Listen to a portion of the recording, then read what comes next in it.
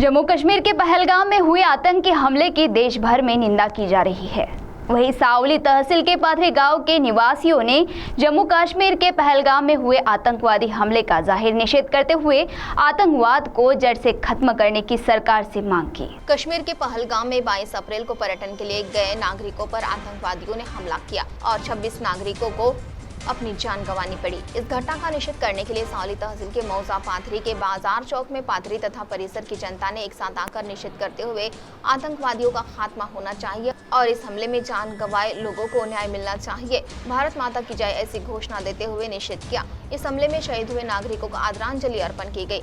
इस निषेध सभा में पाथरी के पूर्व सरपंच राजेश सिद्धम, दिलीप ठीकरे, उप सरपंच प्रफुल्ल तुम्मे, दिलीप जाधव, नाना सिद्धम, शरद सोनवाने, डॉक्टर गोबाड़े, युधिष्ठिर ठीकरे, नितिन आढ़िया इन आदि के साथ ग्राम पंचायत सदस्य अलका वाघधरे, प्रीति लाड़े, आशा हजारे, वंदना मडावी तथा नागरिक बड़ी संख्या में उपस्थित थे। तो आइए सुनते इस संदर्भ में और अधिक क्या जानकारी दी गई। झालेल्या या दहशतवादी घाण हल्ल्यामध्ये भारतीय निष्पाप लोक मारले गेले, त्याचं या ठिकाणी प्रथमतः आमच्या पाथरी नगरीच्या सर्व नागरिकांतर्फे मी प्रथमतः त्या घटनेचा जाहीर निषेध करतो आणि जी घटना घडली अत्यंत म्हणजे दुर्दैवी घटना आहे।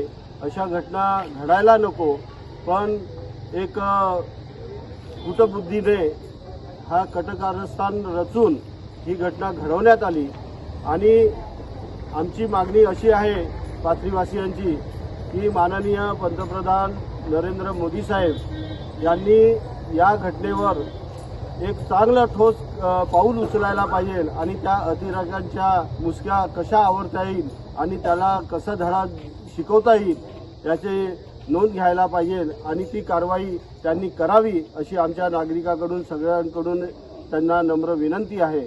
धन्यवाद। CTV के लिए प्रतिनिधि प्रवीण गेडाम की रिपोर्ट।